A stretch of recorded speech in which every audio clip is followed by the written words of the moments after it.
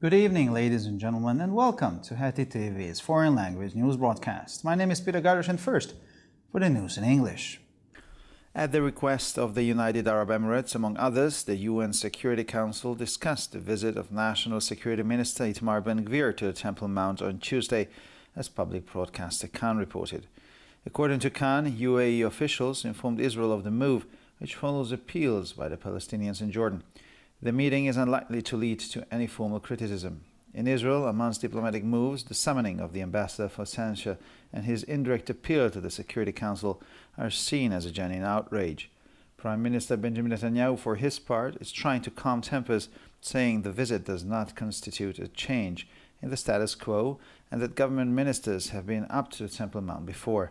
However, Israeli officials have criticized Ben-Gvir's behavior. The Kyiv leadership interprets Israeli Foreign Minister Eli Cohen's phone call with his Russian counterpart Sergei Lavrov on Tuesday as proof that Jerusalem has changed its position on the war, said Yevgeny Kornichuk, Ukraine's ambassador to Israel. Israel's foreign minister has not spoken to Lavrov since the start of the war, Yevgeny Kornichuk told the Times of Israel, indicating Kyiv's outrage that Cohen had consulted his Russian counterpart. Former Israeli Foreign Minister Yair Lapid has not spoken to Lavrov. However, the Prime Minister Naftali Bennett remained in contact with Russian President Vladimir Putin throughout the war, becoming the first foreign leader to meet Putin in person since the invasion began on the 24th of February. Lavrov called Cohen on Tuesday to congratulate him on taking up his new post and to discuss bilateral and regional issues in the shadow of Moscow's invasion of Ukraine. Shortly after the Cohen-Lavrov conversation, an Israeli official told the Israeli newspaper The Times of Israel that there is no change in Israel's policy. We will fight, and we will fight again, said Ukrainian President Volodymyr Zelensky, who said Russian troops might try to delay their defeat by counterattacks, but that Ukrainian forces would not allow it. We have no doubt that Russia's current rulers will use everything they have left and everyone they can muster to try to reverse the course of the war and at least delay their defeat, said Zelensky. But the president said this must be prevented. We are preparing for this. The terrorists must lose. Any attempt at a new offensive must fail, he stressed.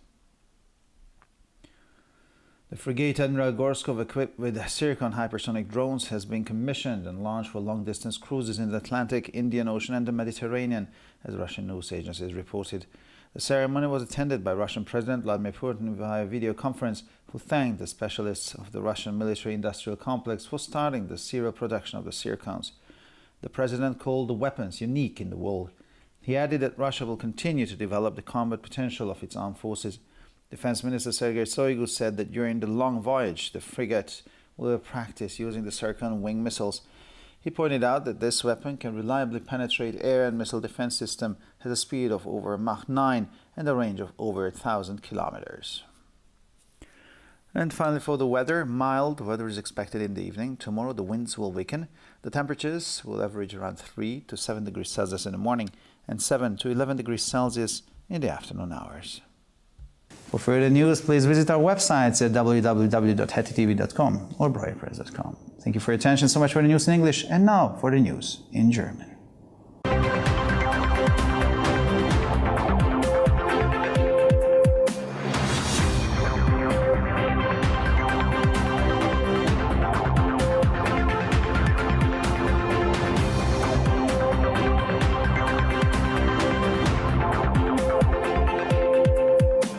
Schönen guten Abend, liebe Zuschauer. Mein Name ist Peter Gardosh und nun zu den Nachrichten auf Deutsch. Unter anderem auf Ersuchen der Vereinigten Arabischen Emirate hat der UN-Sicherheitsrat am Dienstag über den Besuch des Ministers für nationale Sicherheit Itamar Ben-Gvir auf dem Tempelberg beraten, berichtet der öffentlich-rechtliche Sender Khan. Laut Khan informierten Beamte der VAE Israel über diesen Schritt, der auf Appelle der Palästinenser und Jordaniens zurückgeht. Es ist unwahrscheinlich, dass das Treffen zu einer formellen Kritik führen wird.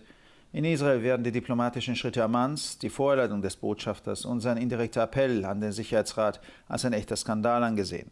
Premierminister Benjamin Netanyahu versucht seinerseits, die Gemüter zu beruhigen, indem er sagt, der Besuch stellte keine Änderung des Status quo dar und Minister der Regierung seien schon früher auf dem Tempelberg gewesen. Israelische Beamte haben jedoch das Verhalten Ben-Gvirs kritisiert. Die Kiewer Führung interpretierte das Telefonat des israelischen Außenministers Eli Cohen mit seinem russischen Amtskollegen Sergei Lavrov am Dienstag als Beweis dafür, dass Jerusalem seine Haltung zum Krieg geändert habe, sagte Jewgeni Kornitschuk, der Botschafter der Ukraine in Israel. Der israelische Außenminister hat seit Beginn des Krieges nicht mehr mit Lavrov gesprochen, sagte Jewgeni Kornitschuk gegenüber der Times of Israel und wies damit auf die Empörung Kiews darüber hin, dass Cohen seinen russischen Amtskollegen konsultiert hatte. Der ehemalige israelische Außenminister Yair Lapid hat nicht mit Lavrov gesprochen. Der damalige Ministerpräsident Naftali Bennett blieb jedoch während des gesamten Krieges in Kontakt mit dem russischen Präsidenten Wladimir Putin und war der erste ausländische Regierungschef, der Putin seit Beginn der Invasion am 24. Februar persönlich traf.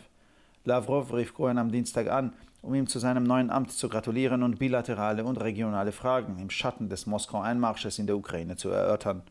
Kurz nach dem Gespräch zwischen Cohen und Lavrov erklärte ein israelischer Beamter gegenüber der israelischen Zeitung The Times of Israel, dass es keine Änderung in der israelischen Politik gebe. Wir werden weiter und weiter kämpfen, sagte der ukrainische Präsident Volodymyr Zelensky, der erklärte, die russischen Truppen könnten versuchen, ihre Niederlage durch Gegenangriffe hinauszuzögern, was die ukrainischen Streitkräfte jedoch nicht zulassen würden. Wir haben keinen Zweifel daran, dass Russlands derzeitige Machthaber alles, was sie noch haben, und jeden, den sie aufbieten können, ersetzen werden, um zu versuchen, den Verlauf des Krieges umzukehren und zumindest ihre Niederlage hinauszuzögern, sagte Zelensky. Aber der Präsident sagte, dies müsse verhindert werden. Wir bereiten uns darauf vor. Die Terroristen müssen verlieren. Jeder Versuch einer neuen Offensive muss scheitern, sagte er. Die mit Zirkon- und Hyperschallraketen ausgerüstete Fregatte Admiral Gorskov wurde am Dienst gestellt und zu Langstreckenfahrten im Atlantik, im Indischen Ozean und im Mittelmeer eingesetzt, berichteten russische Nachrichtenagenturen. An der Zeremonie nahm der russische Präsident Wladimir Putin per Videokonferenz teil, der den Spezialisten des russischen militärisch-industriellen Komplexes für den Beginn der Serienproduktion der Zirkons dankte. Der Präsident bezeichnete die Waffe als einzigartig in der Welt. Er fügte hinzu, dass Russland das Kampfpotenzial seiner Streitkräfte weiter ausbauen werde. Verteidigungsminister Sergei Shoigu sagte, dass die Fregatte während der langen Reise den Einsatz der Zirkon-Flügelraketen üben werde. Er wies darauf hin, dass diese Waffe Luft- und Raketenabwehrsysteme zuverlässig durchdringen kann, eine Geschwindigkeit von über Mach 9 und eine Reichweite von über 1000 Kilometern hat. Und schließlich zum Wetter. Für den Abend wird mildes Wetter erwartet. Morgen wird der Wind weiter abschwächen. Die Temperaturen werden im Durchschnitt zwischen 3 und 7 Grad am Morgen und zwischen 7 und 11 Grad am Nachmittag liegen. Für weitere Nachrichten besichtigen Sie bitte unsere Webseiten www.hettitv.com sowie www.breuerpress.com.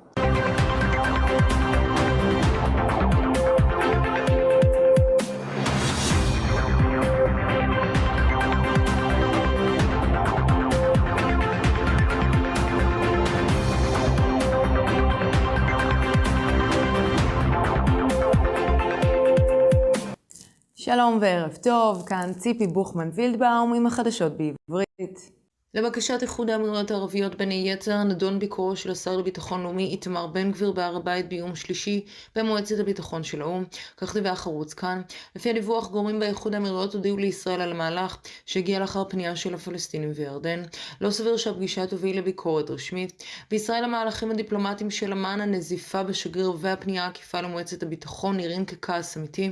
ראש הממשלה בנימין נתניהו מצידו מנסה להרגיע את המצב ואמר שהביקור אינו יוביל לשינוי הסטטוס קוו וכי שרי הממשלה עלו להר הבית בעבר. עם זאת, גורמים ישראלים מתחו ביקורת על התנהלותו של בן גביר. ההנהגה בקייב מפרשת את שיחת הטלפון של שר החוץ הישראלי אלי כהן עם מקבילו הרוסי סרגי לברוב כהוכחה לכך שירושלים שינתה את עמדתה בנוגע למלחמה. כך אמר יבגני קורנצ'וק, שגריר אוקראינה בישראל. שר החוץ של ישראל לא דיבר עם לברוב מאז תחילת המלחמה, כך אמר קורנצ'וק ל-Times of Israel, והצביע על כך שקייב נסערת מכך שכהן התייעץ עם מקבילו הרוסי. שר החוץ הקודם יאיר לפיד לא שוחח עם לברוב. עם זאת, ראש הממשלה דאז נפתלי בנט נשאר בקשר עם נשיא רוסיה ולדימיר פוטין לאורך כל המלחמה, והוא אף הפך למנהיג הזר הראשון שפגש את פוטין באופן אישי מאז החלה פלישה ב-24 בפברואר. לברוב התקשר שלשום לכהן כדי לברך אותו על תפקידו החדש ולדון בנושאים דו צדדיים ואזוריים בצל פלישת מוסקבה לאוקראינה. גורם ישראלי אמר ל-Times of Israel זמן קצר לאחר שיחת כהן לברוב כי אין שינוי במדיניות ישראל. אנחנו נלחמים ואנחנו נמשיך להילחם, כך אמר הנשיא אוקראינה ולדימיר זלנסקי, שאמר שכוחות רוסיה יכולים לנסות לדחות את תבוסתם באמצעות ההתקפות נגד, אך הכוחות האוקראינים לא ייתנו לזה לקרות. אין לנו ספק שהאדונים הנוכחים של רוסיה ישתמשו בכל מה שיש להם ובכל מי שהם יכולים לגייס כדי לנסות להפוך את גל המלחמה ולפחות לעכב את תבוסתם, כך אמר זלנסקי. לפי דבר הנשיא יש לעצור אותם, זה מה שאנחנו מתכוננים, המחבלים חייבים להפסיד, כל הניסיונות למתקפה החדשה חייבים להיכשל, כך אמר. הספינה אדמירל גורסוקוב שמצוידת במטוסי רובוט היפרסוני מסוג סירקון הוסמכה לקרב ולאחר מכן יצאה למסע ארוך טווח הכולל את האוקיינוס האטלנטי וההודי כמו גם את הים התיכון, כך דיווחו סוכנויות הידיעות הרוסיות. באירוע חגיגי השתתף נשיא רוסיה ולדימיר פוטין דרך קשר וידאו והודעה למומחים של מתחם התעשייה הצבאית הרוסי על שהחלו בייצור הסדרתי של ספינות הסירקונים. הנשיא כינה את הנשק ייחודי בעולם, הוא הוסיף כי רוסיה תמשיך לפתח את פוטנציאל הלחימה של הכוחות המזוינים.